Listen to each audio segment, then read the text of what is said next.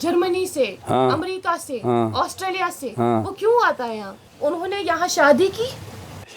पूरा इंसान पैदा हुआ हमारे इधर से होता है बोलते हैं। इधर से नहीं, उधर से रुमरा से।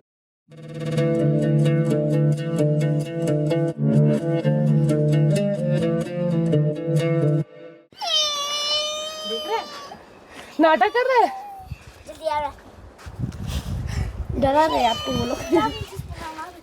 डरा रहे हैं ना।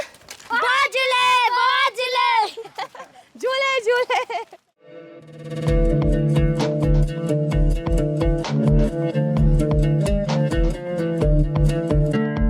अब हम गारखोन जा रहे हैं। ये देखें पहाड़ों के दरमियान जो रास्ता है वहीं से, और यहाँ नीचे इंडस है, तो पहुंचेंगे तो आपको भी दिखाएंगे।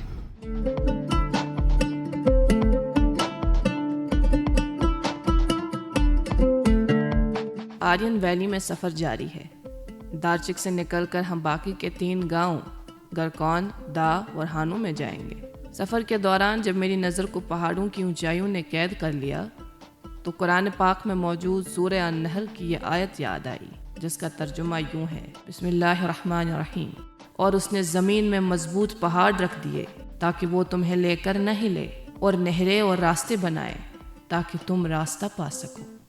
गर्ज इंसान रास्ता ढूंढेगा तो रास्ता पाएगा। वो मुहक्किकीन के दरमियान बहस का मौजू शायद अब भी है कि क्या ये खालिस आर्याई नस्ल है या नहीं, सिकंदर आज़म की फ़ौज से निस्बत रखते हैं या नहीं, मगर इंसान तो है। बिलाखिर एक ख़ास तमद्दुन और सकाफ़त का गहवारा तो है जो इस हिस्से को लद्दाख के बाकी हिस्सों से मुख्तलिफ बना देता है। दौर हाजिर में इंटरनेट के सहारे ज़िंदगी गुजारने वालों, इंटरनेट यहाँ पर काम नहीं करता, गूगल मैप का तो सवाल ही नहीं। इसलिए ह्यूमन रिसोर्स को ही यूटिलाइज करके आगे बढ़ना होगा। लोग उससे पूछ कर ही आगे बढ़ेंगे। सफ़र जारी है, चलते रहें।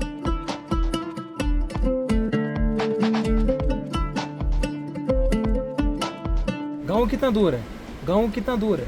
गांव शुरू के बाद थोड़ा आगे जाकर गांव में ऊपर जाने का रोड है ऊपर। आप आर्यन लोग? हाँ।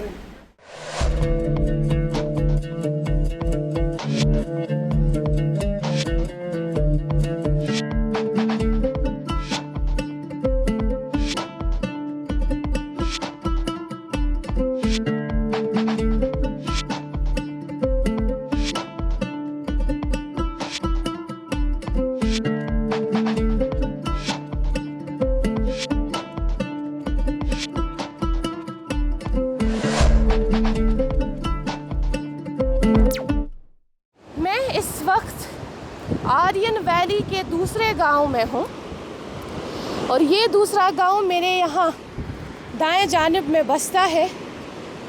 इसका नाम है गारखोन।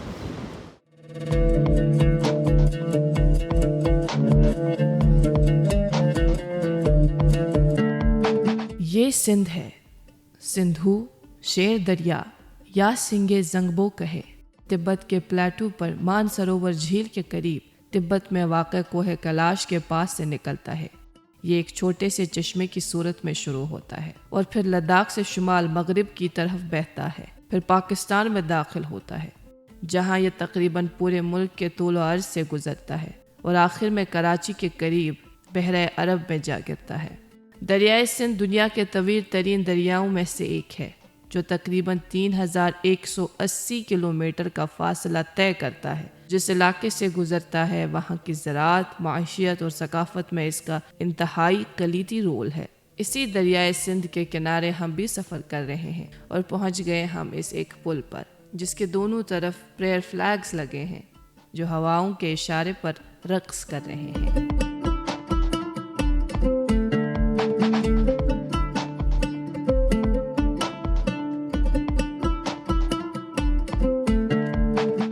यहाँ हम लोग धा गांव में पहुँच गए हैं। धा गांव आर्यन वैली का हिस्सा है। यहाँ भी लोग छोटी जो भी उगा सकते हैं सब्ज़ी, वो उगाने की कोशिश करते हैं, वो जो कि मैं देख पा रही हूँ। अब देखते हैं आगे हमें और मज़ीद क्या देखने को मिलेगा। खुरदुरा रास्ता था, वहाँ से हमारा गुज़र हुआ। ड्राइवर ने भी पहले नकारा था कि आगे नहीं बढ़ सकते, लेकिन हमने थोड़ा सा उसको मोटिवेट किया और आगे बढ़ गए.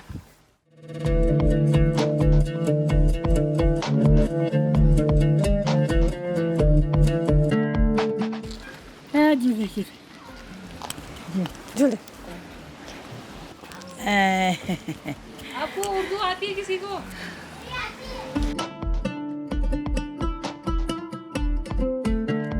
दारचिक गांव में हमने जिनसे भी बात की उनकी बातों में जदीदियत के असरात साफ तौर पर आया थे और ये भी कि वो दौर हाजिर की कई चीज़ों से वाकिफ़ थे, लेकिन यहाँ के लोगों के लिए हम जैसे किसी दूसरी दुनिया से आए हुए मखलूक हैं कि वो हमें समझने की पूरी कोशिश में लगे हुए हैं और हम इन्हें.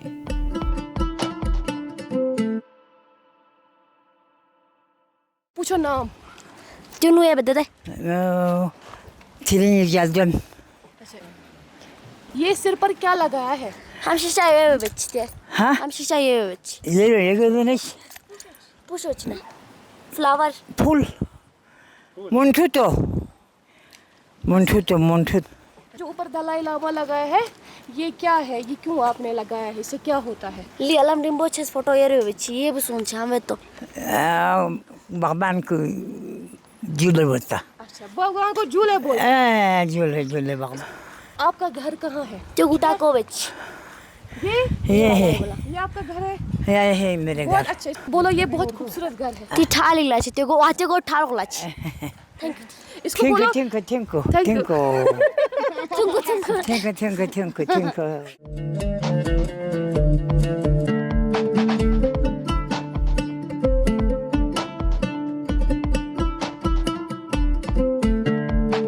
ये लोग हर साल एक त्यौहार मनाते हैं जो 2 से 4 दिन का होता है, बिलोमूम अक्टूबर के महीने में जब हार्वेस्टिंग शुरू होती है. एक साल ये त्यौहार दा में मनाते हैं और दूसरे बरस हानू में, तीसरे बरस गारकुन में. हम तो पापा तक पहुंच गए हैं. हम पापा तक पहुंच के जम्मू तक पहुंच गए. कब गए? परसों ही. परसों ही गया. 3 गांवों ने इस त्योहार को अपना अलग नाम दिया है. ये त्योहार एक गांव में छाइपो है तो दूसरे गांव में सूरा पलहा है और यही त्योहार तीसरे गांव में बोनोना है. नाम अलग, गांव अलग, लेकिन जश्न की एक ही रूह. इनको बोलो इनकी शादी किस उम्र में हुई थी? इनको ली ते शादी का तक साल और बता. 3 साल. क्या बोल रहे? वो 14 इयर्स. अच्छा, जब ये 14 साल की उम्र में थी तो इनकी शादी हुई थी. ये इन लोगों के लिए फर्टिलिटी का त्योहार है, उनके खेतों का और उनकी ख़वातीन का. इस सालाना जश्न में जवान लड़के लड़कियां एक दूसरे को सरेआम मिलकर पसंद करते हैं, अपने घर बनाने का एक अहद करते हैं. इनको बोलो इनकी शादी पे क्या हुआ था, कैसा फेस्टिवल था, क्या था? क्यों शादी रहा ये फेस्टिवल में. ये बोलो छी ये बच्ची. फेस्टिवल ये बे. या मानूर था तो पार्टी ये बे, पार्टी केक बे. Adileti tarlatu tenmo sen hen verdi trasaro. Garkunariz ka garkunar. तब शादी करने मैं इसको मैरिड करने के लिए गारखुन में लिया बोला. गारखुन में मैरिड करने के लिए. उनके गाने उनकी माजी की पुश्तों से उरूज की कहानी बताते हैं कि ये कभी रेवड़ लेकर पहाड़ों की चरागाहों में दरबदर फिरा करते थे, फिर लद्दाख के पानियों के पास आबाद हो गए, तहजीब याफ्ता हो गए और फिर ज़मीनों में जौ और मटर की काश्त करने लगे. आर्यन को देश मेरे मामी को, ये मेरे मामी को, माँ को मम्मी क्या है बोला. अच्छा, माँ को ये आर्यन को है. आर्यन को ये तलो लामा. कश्मीर एक नाम, एक एहसास जिसकी पहचान दिखती है पश्मीना के धागों की बारीकी में, मेहमान नवाजी के जायके में, मौसीकी की कशिश में और हर घर की हर दीवार में, जो बने हैं खैबर सीमेंट से और कश्मीर के हर जर्रे की तरह दिल से. खैबर सीमेंट दिल से बना.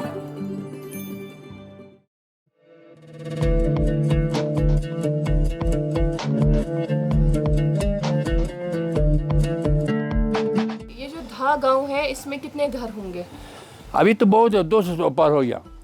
हाँ हाँ, ये गाँव तो 64 ना, अभी 200 से ऊपर हो गया ना। एक घर से 4 5 हो गया अभी तो। पहले 30 था।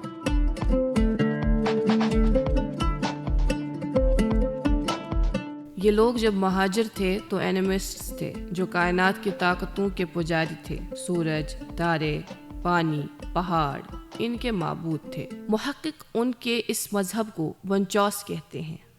इसको आप फूल से क्यों सजाते हैं, पत्तू से क्यों सजाते हैं? ने पट्टू से टोपी बनाकर फूल लगाते हैं ना। हमारा मिला टेम्पर भगवान को फूल लगाता है, बोले सिर में लगाकर। पहले ज़माने में बूढ़ा बूढ़ी लोग ने बनाया तो यही रिवाज रही है ना। ये अपने मुर्दों को पत्थरों की कब्रों में सुलाते वक्त उनको उनके कपड़े, रोज़मर्रा के इस्तेमाल की चीज़ों के साथ पानी और शराब भी रखते थे, बिल्कुल माजी के मिस्रियों की तरह।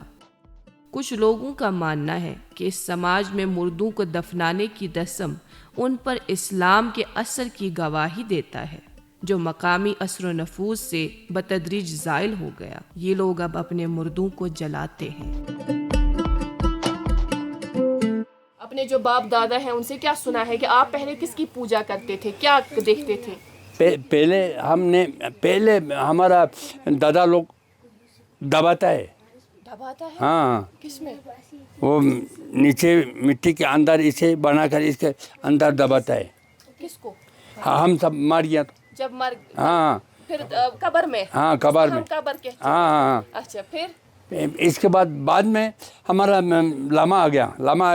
हमारा यही बुद्धिस्ट में लगा दिया, नहीं तो अलग था। पहले पत्थर, इतना बड़ा पत्थर रख के पूजा करता था। अच्छा, पहले आप पत्थर की पूजा हाँ, करते थे और दबाते थे आप हाँ, जब कोई मरता था। हाँ, फिर बुद्धिस्ट लोग आए। अभी बुद्धिस्ट का लामा आया कि बुद्धिस्ट बन गया। अच्छा, फिर लामा आया, फिर उन्होंने बोला हाँ, हम सब बुद्धिस्ट बन गया।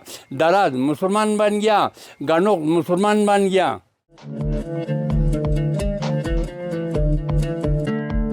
इन लोगों के बुजुर्ग इनके ख्वाबों की ताबीर बताते हैं। ये लोग अपने खुदाओं के लिए बकरियों को ज़बाह करते हैं।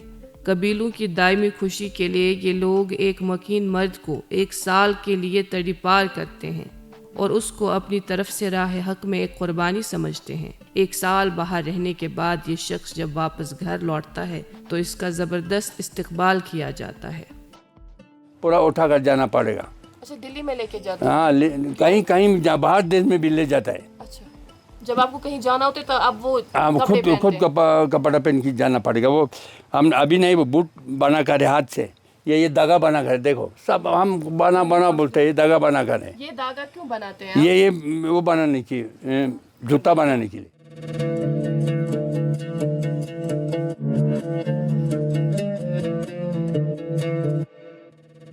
ये लोग बौद्ध हैं, लेकिन उन्होंने कभी अपनी तहजीब और रिवायतों से किनारा कशी नहीं की। इस इलाके में गुम्पाओं की तादाद लद्दाख के मुकाबले में ना होने के बराबर है। सदियों से ये लोग अपनी रिवायतें निभा रहे हैं। बकरियों को पालते हैं, उनसे दूध लेते हैं और उन्हें ज़बाह करके खाते हैं। गाय का दूध अमलन हराम है, क्योंकि उनका ख्याल है गाय का दूध या इससे बनी चीज़ों से ये बीमार हो जाएंगे या इनका खुदा इनसे नाराज़ हो जाएगा। नहीं खाते गए। और क्या क्या नहीं खाते हैं? अभी खाता है जवान लोग ने। जवान लोग? हाँ, हमने वो गाय का चमड़ा बूट में लगाते हैं ना, अंदर नहीं आना देता है। और बकरी की मीट खाता है, बीडू का मीट खाता है, मुर्गी नहीं खाता है, अंडा नहीं खाता है। पहले, अभी तो मुर्गी खाता है, अंडा खाता है सब। उससे क्या होता है अगर आप खाओगे? पहले फोड़ा निकाल, ये पत्थर को पूजा करने टाइम पर नहीं खाता है। डर इस कदर कि गाय का गोबर भी ये अपने घरों में नहीं जलाते। इनकी रिवायतों में पानी का इस्तेमाल जिस्म की साफ सफाई में ज़्यादा ज़रूरी नहीं, इसलिए इस इलाके के लोग किसी मखसूस पेड़ की टहनियों को जलाकर उसका धुआं सूंघ कर खुद को साफ और पाक समझते हैं। यहाँ जब किसी की शादी होती है तो हाँ, उसमें क्या बनता है, खाना क्या बनता है, दूल्हा कैसे सजता है, दुल्हन क्या? शादी करने को वादा करके घर में छंग बनेगा, वो दोनों घर में اور بکری تیار کرے گا. اور گھی ہوتا ہے, پہلے اتنا گھی تیار کرنا پڑے. وہ قربانی کا تیل 2-3 جریکے تیار کرنا پڑے گا. یہ سب پھول لگا کا کپڑا پہن کی جاتا ہے ادھر ہی پوجا کرتے, دن بھر ڈانس کرے, چھنگ پیتا ہے, رام پیتا ہے.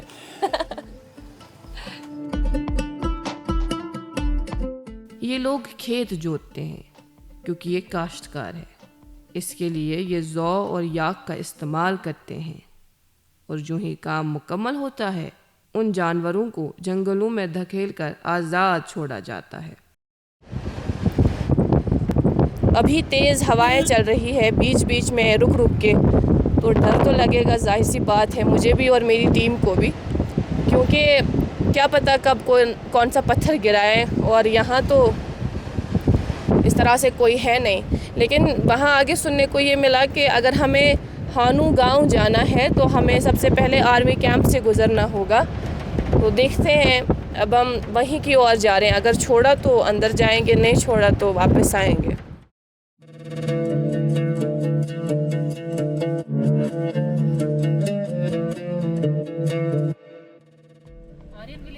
دا ہم گئے, اب ہمیں ہانو جانا ہے. ہانو کہاں پہ ہے؟ ہانو یہاں سے ہے, آپ کو فوجی کیمپ میں جانا گھسنا پڑے گا کیونکہ وہ بارڈر علاقہ نا تھوڑا. اچھا اچھا ٹھیک ٹھیک, چلو شکریہ شکریہ. چھوڑیں گے وہاں کیمپ میں؟ چھوڑیں گے, ٹھیک ہے.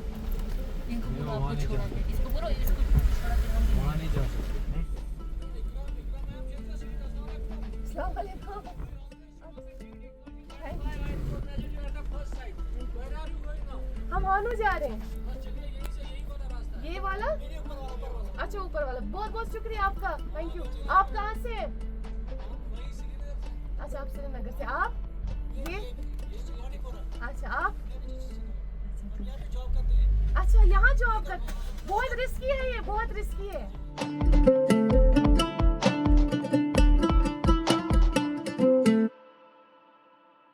وہ ہے آرمی کیمپ, اور وہاں سے ہمیں گزرنا پڑا. ہانو گاؤں جانا اتنا آسان بھی نہیں ہے. ہمیں لگا تھا کہ جو آرین ویلی کے پہلے گاؤں ہم نے دیکھے شاید اتنا ہی آسان ہوگا, مگر اتنا آسان نہیں ہے. کہا گیا کہ یہاں سے بھی 8 کلومیٹر کا سفر آپ کو طے کرنا ہے, اس کے بعد آپ پہنچیں گے. آپ دیکھیں آگے کہ کس طرح کے راستے سے ہمیں گزرنا ہے. سب سے بڑا جو مشکل کام ہے نا وہ ڈرائیور کے لیے ہے کہ ان سین کروز پر اس طرح سے گاڑی چلانا, کیونکہ جو سڑکیں ہیں وہ پہاڑوں کو چیر کر سڑکیں بنائی گئی ہیں. تو ہم کوشش کر رہے ہیں انشاءاللہ ہم وقت پر پہنچیں.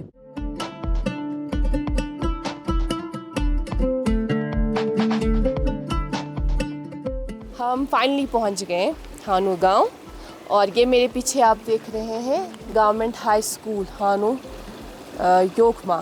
راستہ بن رہا ہے تو آسان ہو رہا ہے, لیکن پرانے زمانے میں جب ایسا کچھ نہیں ہوتا, جب ان پہاڑوں سے کوئی راستہ نہیں ہوتا, تو تب کیسے ایک انسان یہاں تک پہنچ پاتا.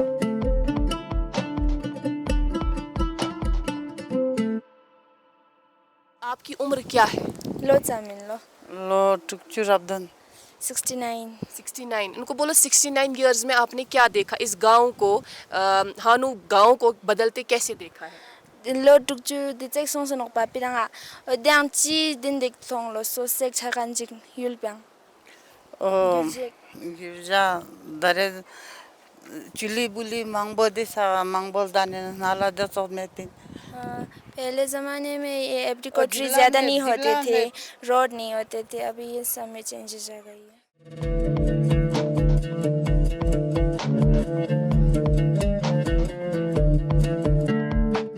رہی بات دا ہانو آرین ویلی کیسے بن گئی, یہ کہانی اس صحرا کی ذہانت کی ایک بڑی مثال ہے. تبتی تہذیبوں کے حوالے سے دنیا کے لوگ اس آبادی کے بارے میں سرگوشیاں کرتے آئے ہیں کہ اگر دنیا میں خالص اور صاف آریائی جین پول کہیں ہے تو وہ دا اور ہانو میں. آپ لوگوں کو آرین بولتے ہیں. آرین. آپ لوگوں کو آرین کیوں بولتے ہیں؟ آرین پہلے سے آ گیا روم راج سے. گالو میلو دولو 3 آیا, اس کے ساتھ کتنا پرور آ گیا کیا پتہ ہے. اچھا آپ نے سنا ہے کہ وہ رومراج سے. رومراج گانا میں ہوتا ہمارے. اس مفروضے کے پیچھے گاڈفری تھامس وگنی کا 1830 کا سفر نامہ ہے, جس میں اس نے ان لوگوں کے جلد یعنی سکن اور بالوں کی رنگت کے علاوہ ان لوگوں کی قد و قامت کا تجزیہ کرتے ہوئے یہ کہانی گڑھ لی کہ شاید یہ یورپی نژاد نسل ہے جو سکندر اعظم کی کسی پچھڑے فوجی کی اولاد ہیں۔ جسم بھی لمبا لمبا ہے، سری نگر والا بھی، ہم سب لمبا لمبا ہے۔ 4-5 جگہ کا نام ہے۔ کس جگہ کا؟ جگہ تھا کیا پتہ ہوا ہم کو، ہاں گانا یاد نہیں ہے؟ گانا میں یاد ہے، اس کا وہ اس کی جگہ کا نام ہے نہیں۔ 1830 میں برطانوی رائٹر G.W. لٹنر نے بھی اس کہانی کو خاص اہمیت دے کر اپنی کتاب میں لکھا ہے۔ یہ بات پھیل گئی اور 1976 میں 2 خوبصورت جرمن خواتین جو نازی سوچ کی حامی تھیں داہانو پہنچ گئے، اس مقصد سے کہ وہ عارضی رشتہ طے کر کے خالص آریائی بچوں کو جنم دیں۔ ایسے ہی بچے کے لیے آتے وہاں پہ گھوم کے آدمی کو دیکھ کے جاتا ہے بھائی۔ بچے کے لیے نہیں آتا ہے؟ بچے کے لیے بھی آتا ہے آتا ہے؟ کہاں سے زیادہ آتا ہے؟ کون سے ملک؟ ہر جگہ کے آدمی آ جاتا ہے نا۔ تو آج ہے کوئی یہاں پہ کوئی ایسا؟ ابھی تو نہیں ہے، آج تو کہاں ہوگا، آتے رہتا ہے، آتے رہتا ہے، آج کوئی نہیں۔ بات باہر آ گئی تو ان کو گرفتار کر کے گھر واپس بھیج دیا گیا اور ساتھ ہی حکومت نے اس علاقے میں غیر ملکی سیاحوں کی آمد پر پابندی عائد کی جو 1993 تک قائم رہی۔ لیکن بعد میں جب اس علاقے کو سیاحتی نقشے پر لانے کے لیے سرکار نے سوچ و وچار شروع کیا تو اس مفروضے کو بنیاد بنا کر اس علاقے کو خالص آریائی دنیا کے طور پر تشہیر کی گئی۔ وہ جو میوزیم ہے وہ آپ کا گھر ہے؟ ہاں جی۔ یہ جو آپ کے کان میں یہ بالی لگائی ہے نا، کیوں لگاتے ہو؟ یہ تو ہمارے ہندو پرانے لگاتا ہے، ہندو کا نشانی ہے، ہندو پرانے لگاتا ہے، ہندو پرانے لگاتے لگاتا ہے۔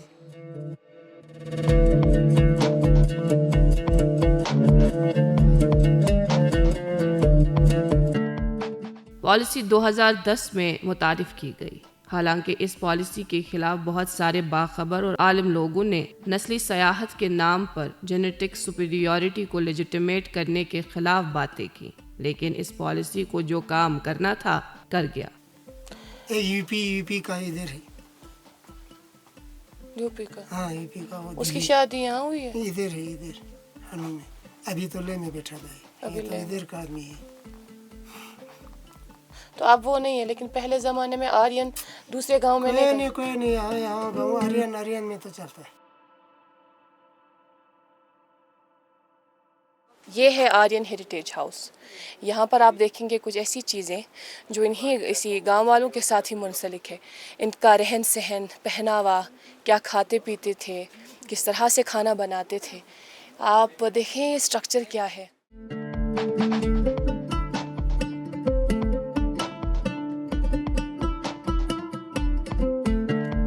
یہ پتھر کا برتن ہے، تو پتھر کے برتن میں پتھر تھوڑا الگ ہے، تو یہ پتھر تھوڑا الگ ہے، میرا میں تھوڑا، اور ان کے کچن میں ہی ان کا بھگوان بھی ہوتا ہے۔ تو سوری، آپ کے یہاں کچن میں ہی پوجا بھی ہوتی ہے نا؟ پتھر کا بھی نہیں، پہلے زمانے کا ہوگا۔ اچھا،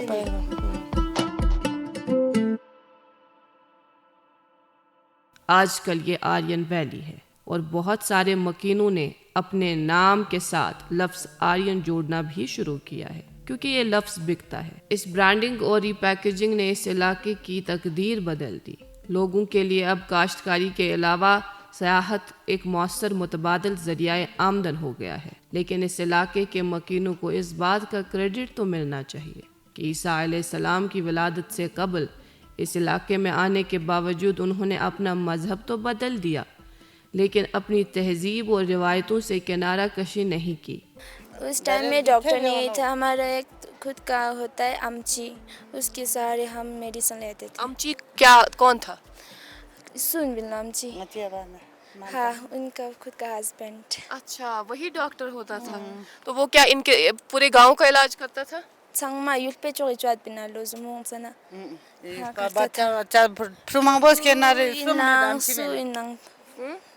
چاہے بچہ ہوگا سب وہی کرتے تھے۔ تبتی بدھزم نے اس علاقے کو مکمل طور پر تبدیل نہیں کیا۔ یہ لوگ آج بھی شادیاں اپنوں میں ہی کرتے ہیں اور تہذیب کو ایمان پر مقدم سمجھتے ہیں. ہنو سے شادی کرنا ہے, گرخن سے شادی کرنا ہے, درسی سے شادی کرنا اور باہر دور سے شادی نہیں کرنا ہے. آج کل زمانے میں یہ لوگ پڑھنے کی جاتا ہے نا, وہ کہیں سے لے کے آتا ہے. تو اچھا نہیں ہے نا وہ. پہلے تو مانا تھا, ابھی تو آتا ہے, کیا کروں گا. اب نہیں مانتے. اچھا تو نہیں ہوگا تو کیا, اس کو اچھا ہو گیا تو کیا کروں گا. ابھی دلی والا ایک ہمارا گاؤں سے ایک بچہ نے دلی والا لایا. اچھا پتہ نہیں ابھی. پھر آپ ان کو یہاں بسنے دیتے ہیں؟ کیوں نہیں دے, تو اس نے ملک نے لایا تھا, ہم کیا کروں گا.